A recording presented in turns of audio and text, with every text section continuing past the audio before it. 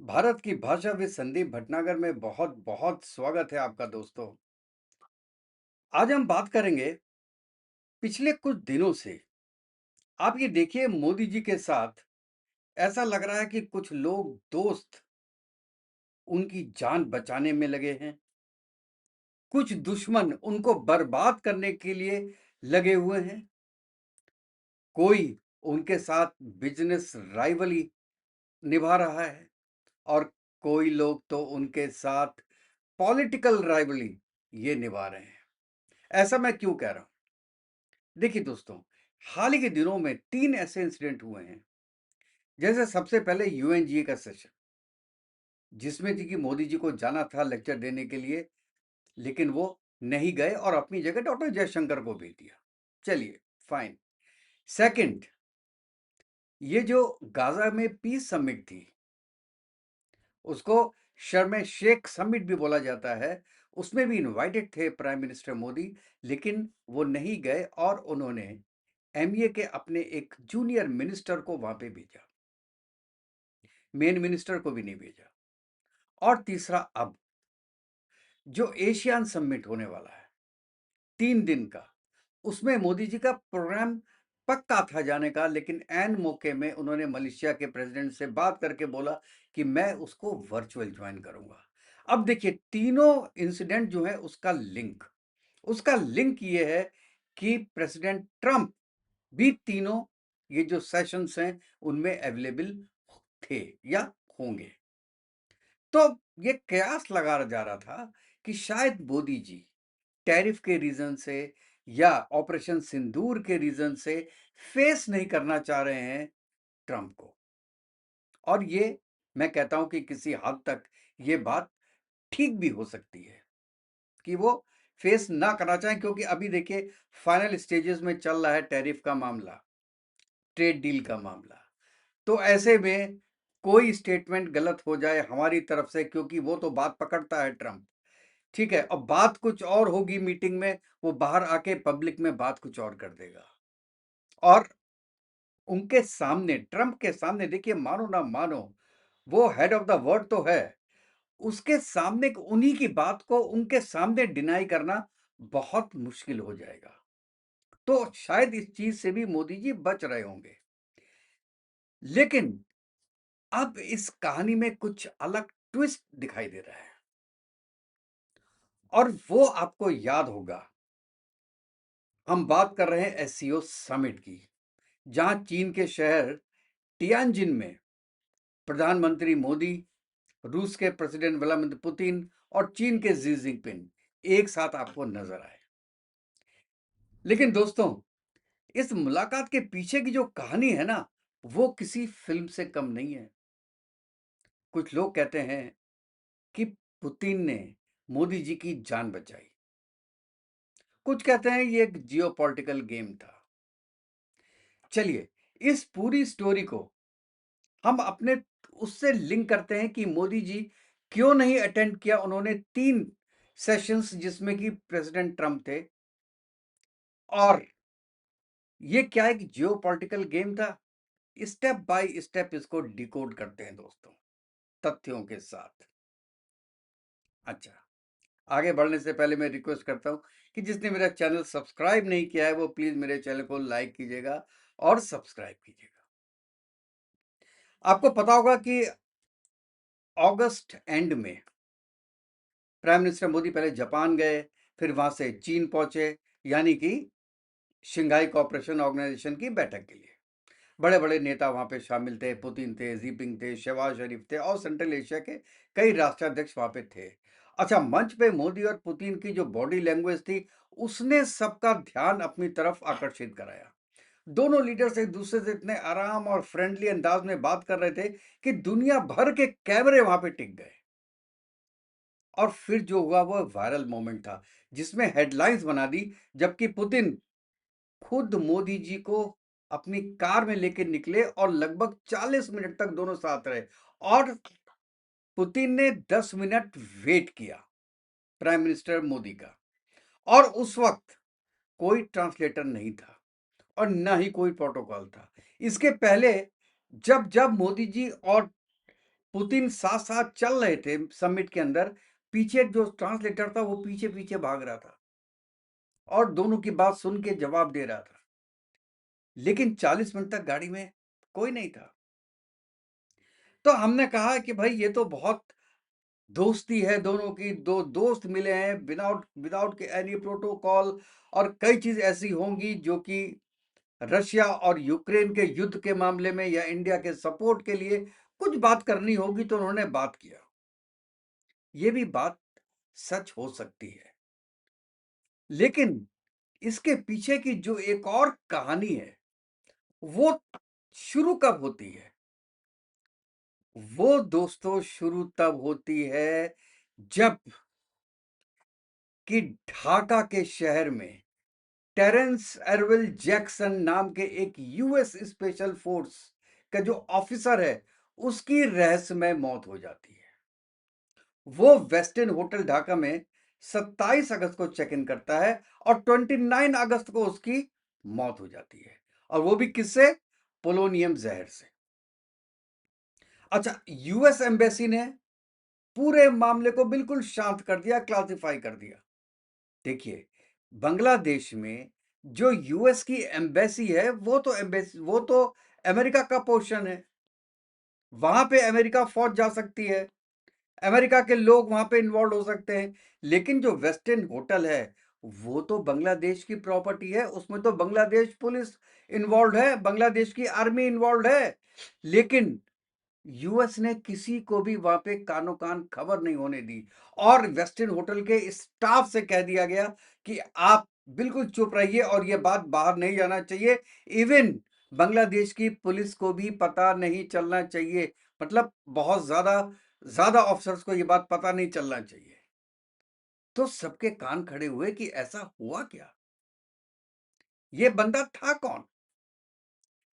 बाद में पता चला कि ये जो बंदा था वो डीप स्टेट का था, यूएस आर्मी का एम्प्लॉय था यूएस की, और डीप स्टेट का बंदा था। और इसको दो काम दिए गए थे। एक, बांग्लादेश में रह के, क्योंकि बांग्लादेश इंडिया के बिल्कुल पास है, इंडिया में अराजकता फैलाना, उसके लिए तुम जो एक्शन ले सकते हो वो लीजिए। अच्छा, दूसरा, उसके होटल से 12 बैग सलामत हुए। 3 दिन के लिए बंदा गया था होटल में रुकने के लिए। आप बताइए, उसके पास इतने ज्यादा बैग्स क्या कर रहे थे? शायद सब में पैसे भरे होंगे, नंबर 2 का डॉलर्स होंगे, जो कि वो इंडिया में ट्रांसपोर्ट करना चाह रहा होगा, इंडिया में अराजकता फैलाने के लिए। और दूसरा उसका काम था कि सही मौका देख के वहां पे आपके चाइना में ऑर्डर देना किसी को कि मोदी जी पे अटैक कर सके। देखिए दोस्तों, जब तक कुछ फाइनल हुआ नहीं, क्योंकि मोदी जी तो बच के आ गए, तो ये अटकलें ही लगाई जाती हैं। हम तो केवल सूत्र को जोड़ सकते हैं आपस में कि ऐसा क्या हुआ कि आदमी, और वहां अब वो एक आदमी नहीं मरा है, 4 आदमी मरे हैं, और अलग अलग होटल में। ये सबसे सीनियर था जो मैंने अभी आपको नाम लिया, एविल जैक्सन। उसके साथ 4 लोग और मरे, लेकिन अमेरिका ने कोई इंक्वायरी नहीं, कुछ नहीं, और बॉडी को लेके ये एम्बेसी चले गए। क्या रीजन था? तो बात तो छन छन के बाहर आती ही है ना। और इवन वॉशिंगटन पोस्ट और न्यूयॉर्क टाइम्स दोनों ने अपनी एप्रीहेंशन शो की कि देखिए, समथिंग वाज रॉन्ग समवेयर, कि ऐसा क्या हुआ। और ये जो थी, अच्छा, इसलिए क्या हुआ कि जो रशिया की एजेंसीज हैं, सिक्योरिटी एजेंसीज हैं, उन्होंने, और चाइनीज एजेंसीज ने, और रॉ की, तीनों की आपस में वहां मीटिंग हुई और ये डिसाइड हुआ कि there is something fishy is going on, और CIA is trying to kill Modi ji. और ये बात तुरंत मोदी जी को बताई गई, और मोदी जी की सेफ गार्ड के लिए Putin waited for 10 minutes for him, क्योंकि जो किबीसी की जो अपनी सिक्योरिटी है, वो तो पुतिन के साथ होगी ना। तो उन्होंने अपनी सिक्योरिटी में ले लिया मोदी जी को, और जहाँ पे उनको जाना था नेक्स्ट मीटिंग की जगह, वहाँ पहुँचने के बाद भी वो गाड़ी में बैठे रहे फॉर 15 मिनट्स। इसका रीज़न क्या कोई बता सकता है? बात करना था तो वो आधे घंटे की जो ड्राइव थी उसमें ही कर सकते थे। लेकिन उन्होंने उसमें भी 15 मिनट वेट किया गाड़ी में। शायद वो कोई किसी क्लीयरेंस का वेट कर रहे थे कि अंदर से उनको क्लीयरेंस मिलेगी, उसके बाद वो गाड़ी से उतर के अंदर जाएँगे। तो मुझे ये लगता है कि ऐसा कुछ ज़रूर हुआ होगा, क्योंकि ये आपस में लिंक बैठ रहा है इसका। और दूसरा कि आप ये देखिए कि जो सीआईए है, अब मैं तीनों को लिंक करता हूं, चाहे वो एशियान समिट हो, चाहे वो आपका यूएनजीए का समिट हो, और या वो इजिप्ट का पीस समिट हो, तीनों में ट्रंप अवेलेबल थे। तो इसका मतलब है तीनों में सीआईए का डायरेक्ट इन्वॉल्वेशन था। तो मोदी जी देखिए, जब से ये चाइना से आए हैं, उसके बाद मोदी जी कभी इंडिया से बाहर नहीं गए। इसका भी तो आप लिंक जोड़िए। और जहां ट्रंप है वहां तो बिल्कुल नहीं जा रहे। एक रीजन जो मैंने पहले बताया, हो सकता है कि वो फेस नहीं करना चाह रहे हो because of the tariffs and operation Sindoor और lot of things going on between two. They are not very hand in gloves friends now. बोलने के लिए तो कुछ भी बोलते रहे, माई बेस्ट फ्रेंड, लेकिन जो एक्शंस हैं ट्रम्प की, that is not very good. तो शायद इसलिए भी आ, ये मोदी जी थोड़े से डिस्टेंट मेंटेन कर रहे हैं। लेकिन उससे बड़ा रीज़न जो मुझे ये समझ में आ रहा है वो यही है, क्योंकि वहां पे तीनों जगह सीआईए का इन्वॉल्वमेंट है। उनकी सिक्योरिटी होगी मेन में, और जो मोदी जी की सिक्योरिटी साथ में जाती है वो सेकेंडरी हो जाती है। इसलिए मोदी जी किसी भी ऐसी जगह पे जाना प्रिफर नहीं कर रहे हैं जहां पे ट्रंप हो या यूएस का प्रेसिडेंट हो, जहां पे सीआईए का इन्वॉल्वेशन हो। अच्छा, उसके बाद आपने देखा होगा कि हमारे कॉमर्स मिनिस्टर पीयूष गोयल, उन्होंने भी यूरोप में एक बयान दिया भी कि India will not sign any agreement under any pressure. और उसने कहा कि हमारे कनपटी पे बंदूक रख के आप ये मत सोचिए कि आप हमसे कुछ भी साइन करा लेंगे। We will take our own time, it is not that we will finish it off in 6 months। He was talking about the trade deal with US. और उसने कहा कि हमारी हर कंट्री को डील करने की जो हमारा अधिकार है वो हम अपने पास रखते हैं। कल को अगर किसी ने बोल दिया कि आप कीनिया से अपना संबंध हटा लीजिए या ईयू से अपना संबंध को खत्म कर लीजिए, तो क्या हम कर लेंगे? We will not do it. वो इनडायरेक्ट वे में अमेरिका को बोलना चाह रहे थे कि हम आपके कहने पे रशिया से अपने संबंध खराब नहीं करेंगे। और अगर जो जो एक बानक बन रहे हैं, जो एक डिकोडिंग हो रही है, और अगर इसमें सच्चाई है तो ये बहुत बड़ी बात है, और Putin has saved India.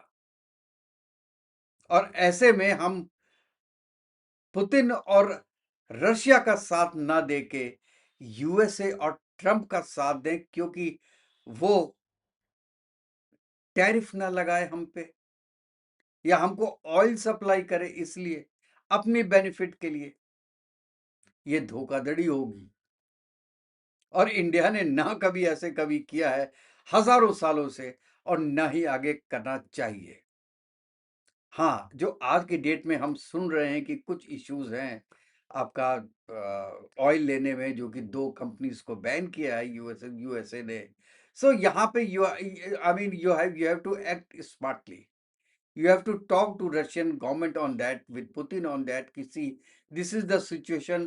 Now tell me how we can go forward, because once the company is blacklisted, तो रिलायंस भी इंपोर्ट नहीं कर पाएगा, और अगर इंपोर्ट रिलायंस ने किया तो रिलायंस जो सबसे बड़ी कंपनी है इंडिया की, वो ब्लैकलिस्ट हो जाएगी यूएस में। So we have to see that. और कोई माने या ना माने भैया, पूरे वर्ल्ड का मार्केट तो है। US is the market of the world and China is the factory of the world. ये आपको मानना पड़ेगा। एवरीबडी एक दूसरे के साथ बिजनेस तो कर रहे हैं, लेकिन mainly all the countries are doing business with US. So ultimately the bottom line is कि आप कभी भी अमेरिका को इग्नोर नहीं कर सकते। और इसमें दोस्तों लास्ट में मैं एक बात और बोलूंगा कि 3 सितंबर को जब मोदी ने सेमिकॉन इंडिया 2025 के इनॉग्रेशन में स्पीच दी थी, तो उन्होंने कहा था कि जैसे उन्होंने कहा कि मैं चाइना और जापान की यात्रा करके आ रहा हूं, तो बहुत तालियां बजी थी। तो उन्होंने ये पूछा था कि तालियां इसलिए हैं क्योंकि मैं यात्रा से वापस आ गया हूं, या इसलिए है कि मैं यात्रा पे गया था। और ये चीज बहुत वायरल हुई थी। और आज तक मोदी जी ने कभी ऐसा बोला नहीं, क्योंकि उनको तालियां तो हर जगह मिलती होंगी, लेकिन ये सेंटेंस उन्होंने नहीं बोला। शायद वो पूरी इंडिया को और पूरे वर्ल्ड को ये बता देना चाहते थे कि हमें पता है कि सीआईए और यूएस क्या कर रहा है, क्या करना चाह रहा है। हम एक्शंस ले रहे हैं उसके अगेंस्ट में, लेकिन unless until you have any proof in your hand, आप ऑफिशियली बात नहीं कर सकते। एंड मोदी जी का सबसे अच्छा तरीका यही था कि मजाक में, in a lighter mode, he said everything what he wanted to see and what he wanted everybody to listen, even CIA and president of US, कि दोस्त दोस्त दोस्त दोस्त बोलते रहते हो, और यहां तुम्हारा काम क्या है, दोस्त को मरवा देना, क्योंकि वो टैरिफ तुम्हारा मान नहीं रहा, वो तुम्हारी जीएम फसलें लेना मान नहीं रहा है, वो तुम्हारे डेयरी प्रोडक्ट्स को लेना के लिए मना कर रहा है अपने फार्मर्स के लिए। इसलिए आप रास्ता ही साफ कर दो, और एक ऐसे आदमी को ले आओ जो कि अंगूठा छाप है, जो कि अंगूठा छाप तो नहीं है, लेकिन जहां आप बोलेंगे वहां अंगूठा लगाएगा। आपको अमेरिका का पिट्ठू चाहिए, अमेरिका का दोस्त नहीं चाहिए। जैसे पाकिस्तान है, आपका पिट्ठू है। आपने उस पे कहते हैं ना, कुत्ते पे जब पट्टा बांधते हैं, पट्टा उसकी जो चेन होती है वो आपके हाथ में है, और आप उसको हिला, जहां भी जा रहे हो शू शू कर रहे हो, वो भाग रहा है। आप इंडिया को भी उसी कैटेगरी में रखना चाहते हो। क्या करें, ये बात सच है, क्योंकि ये पिछले 1000 साल का एक इतिहास भी तो है इंडिया का, कि 500 लोग आके, 1000 लोग आके पूरे देश पे कब्जा करके जाते हैं, पूरे देश को चलाते हैं। दोस्तों, आपकी क्या राय है, आप इसमें जरूर बताइएगा, और फिर नेक्स्ट वीडियो में मिलते हैं। तब तक के लिए दोस्तों, जय हिंद, जय भारत, वंदे मातरम। खुश रहिए, स्वस्थ रहिए।